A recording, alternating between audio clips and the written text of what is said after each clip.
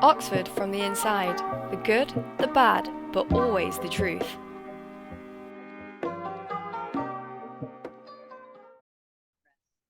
Hello, welcome to Oxford from the Inside, where we talk about the good, the bad, but always the truth about studying at Oxford.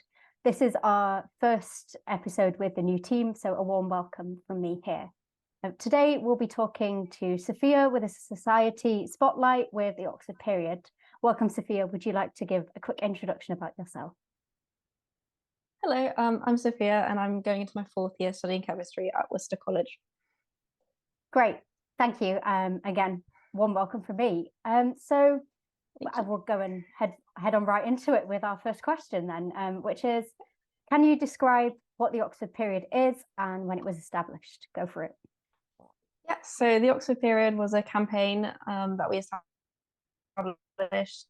I mean, it launched officially in September 2022, but we started working on it behind the scenes a few months before that. So the idea was that it was a campaign against period poverty. So we wanted to lobby the entire university to have free period products in all the colleges and all the departments. And we also really wanted to use it as a way to raise awareness about period poverty in general everywhere, not just in Oxford, through events and that kind of stuff. So yeah.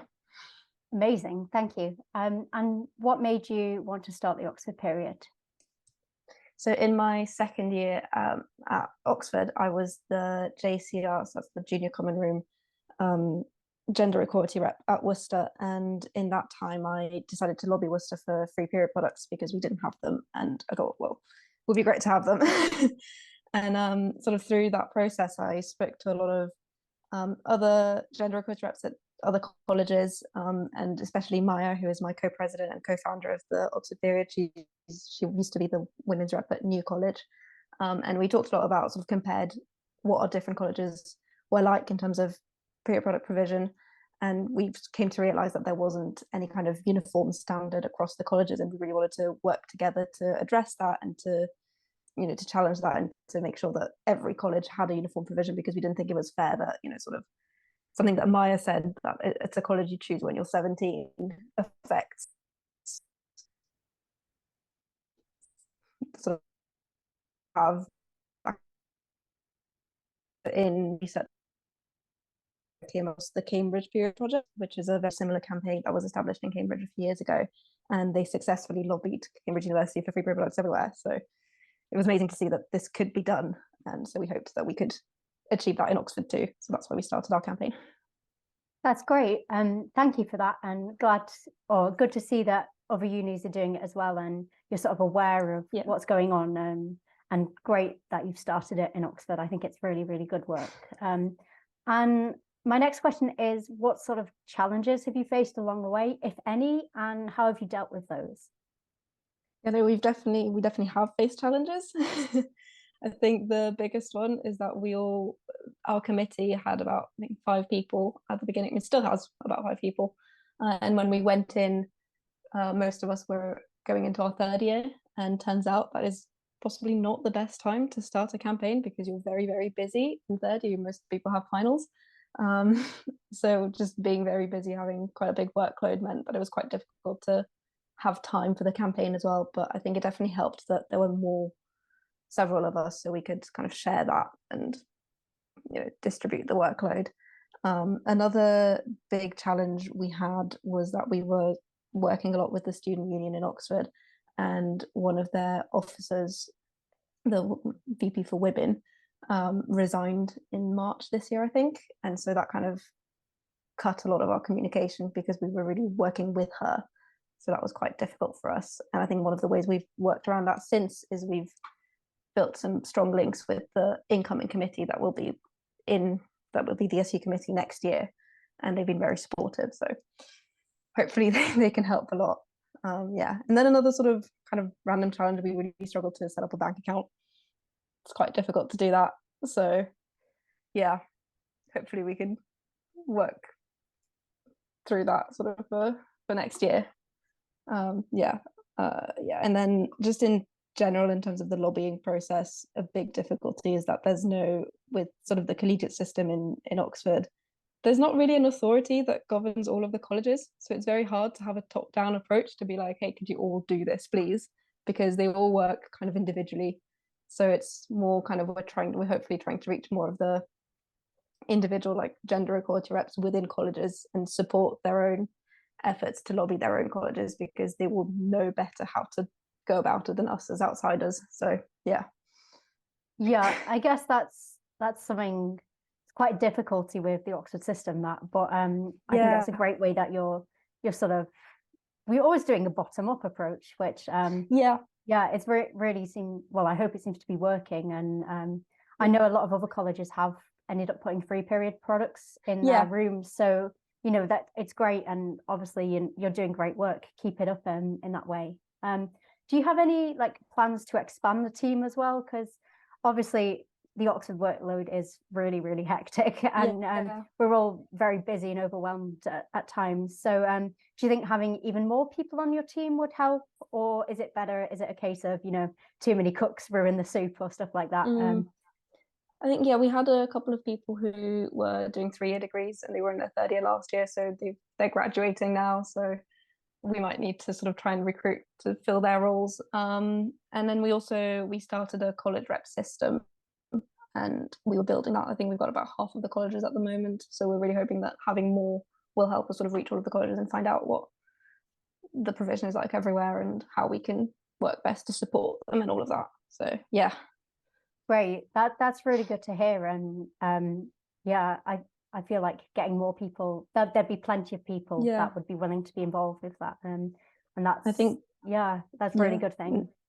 And just in general, having a lot of support from existing campaigns, like we've got the SU Women's campaign, who helped us a lot last year as well, and Maya, who is my co-president, she ran for co-chair last term, and she's going to be the co-chair for next year, so it'll be great to sort of have her as a link as well. And that's great. And really amazing work. And what has the response been like from students and staff across the university? Any positive feedback, any maybe constructive criticism, but just general response? When we launched, the response was overwhelmingly positive, and it was amazing because we launched online, and we had a lot of people reaching out telling us that they wanted to get involved and that they loved it, and that they thought it was really good work. We had people telling us stories about their colleges and their provisional lack thereof, some quite scary stuff, but we had other people reaching out telling us about sort of their departments or colleges, like positive stories of being like, my department provides period products, this is great, so thank you, and all of that. I mean, not that it was necessarily us, but just in general, to know that people really appreciate these efforts when they're put in and all of that. And then when we launched, also we had a stall at the Freshers' Fair at the beginning of the year, and again, like lots of people coming around talking to us, telling us about their stories and just telling us what they thought and wanting to get involved, which was really, really good. And then with the staff side, we had the EDI officer, so that's Equality, Diversity and Inclusion, from one of the Oxford departments, reach out and telling us that she was really keen to see that also, like if our campaign sort of had a wider reach towards staff as well, because she would love to see it in place in general and everywhere. And again, that was, we never expected that, and so it was great to see that staff also, that it reached those people and that they wanted to support us and everything. So that's amazing. As for the actual sorry, go on. Kind of the actual university and lobbying stuff, again, because of third year being third year, we haven't managed to really get through yet, but we hope that when we do, there will be hopefully a positive response, because we've had positive responses kind of locally within our colleges and within our departments. I also lobbied the chemistry department, and they went, like they agreed to it, and they are now providing free products. So again, like hopefully the entire university will be responsive as well. And I think it's important what you're saying about the staff response as well, because when people think about period poverty and when you think about student society, they sort of think that it's by students for students, and I think what is really important to remember as well, that there's a lot of staff who are menstruating, and staff, I think having that connection as well, and that the society could be for them, is important. What do you think about that? Do you think you do more for staff-student connection in the future? I definitely agree with you. I think for us, just the limit was that we are students, so we only have a limited reach, which is mostly towards other students. That was why our main focus initially was just students, but obviously when we had, for example, that email I told you about, that was really positive for us because we thought, yeah, no, we would definitely want to reach. We need to build those contacts. So it was great to kind of have that person telling us, because we thought, great, maybe we could work with her to expand that reach so that we can gain access to staff. And I think it's definitely been a case of also we're all undergraduate students, and postgraduate students, again, are not necessarily a body that we can reach, but we definitely want to be working with them as well if we can. So we just need to build that connection. So I definitely agree that it's really good to have that. And yeah, hopefully we can continue to build on that next year. That's great, that you're thinking about what you could do as well. And I've got another question for you here, which well, it's quite sad that when we do some access talks with the university, and when we think about access, period poverty is often overlooked within that. And I was wondering if the Oxford Period has worked with any other access focused societies on collaborative projects. Yeah, so we haven't done a lot so far, but we did a period product drive with Oxford University Amnesty International Society, and it was basically collecting period products. We put boxes in every college to collect products for the Tell Street Homeless Association. So that was really great to do that. And then I worked with a podcast that was started by a PhD student in the chemistry department called Periodically, which you can find anywhere you listen to podcasts. I'm doing a bit of promo here.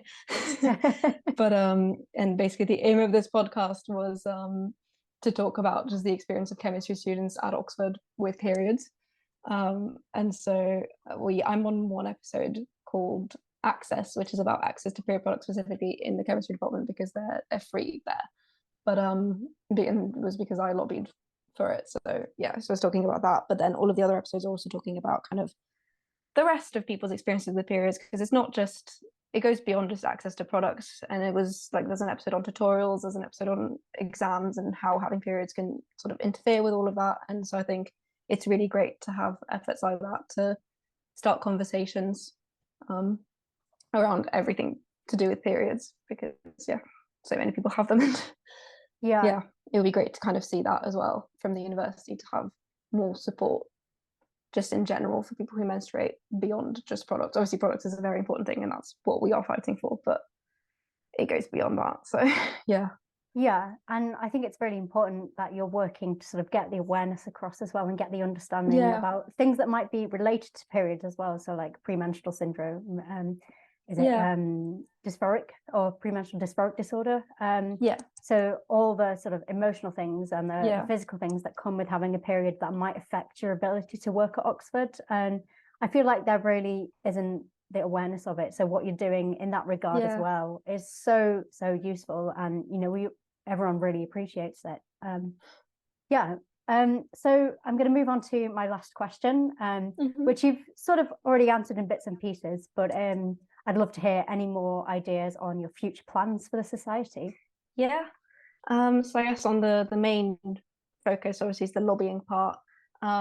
We were going to submit the paper for the Conference of Colleges. We haven't got around to that yet. So basically the Conference of Colleges is a once a term event where all of the colleges, like the heads of the colleges, meet. And I guess I don't really know that much about it because we didn't get to go, but they discuss college matters, and we were going to submit a paper being like, you should be providing these in every college. And again, like I said, it's quite tough to navigate the college system and to get them to agree to something because they all run differently. So another thing that we were really keen on doing is creating a set of resources that would be accessed by JCR reps who would be able to lobby their own colleges, kind of with lots of like statistics on period poverty, example proposals that, for example, the proposal that I submitted that was successful, and all sorts of kind of facts and advice on how to lobby their own college.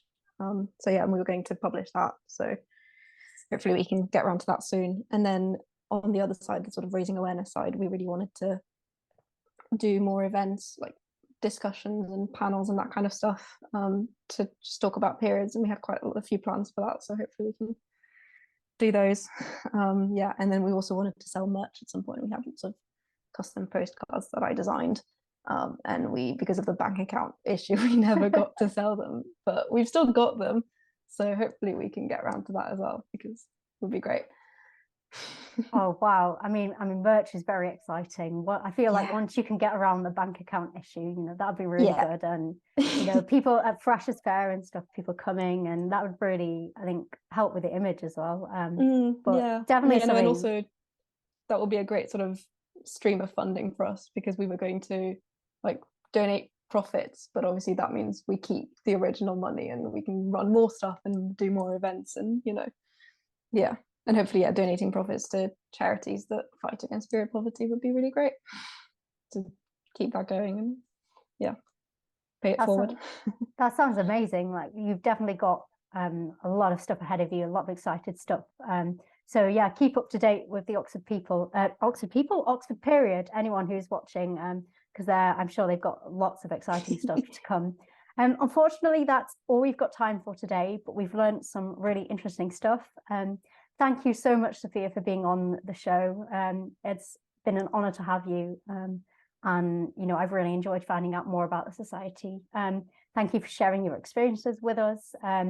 And thank you to our followers and our listeners for listening to this on YouTube, on Apple Podcasts, on all the podcast platforms. Remember to follow us on Instagram at Oxford from the Inside to keep up with our regular content. And I hope you stay safe and well. Thank you. And until next time, bye.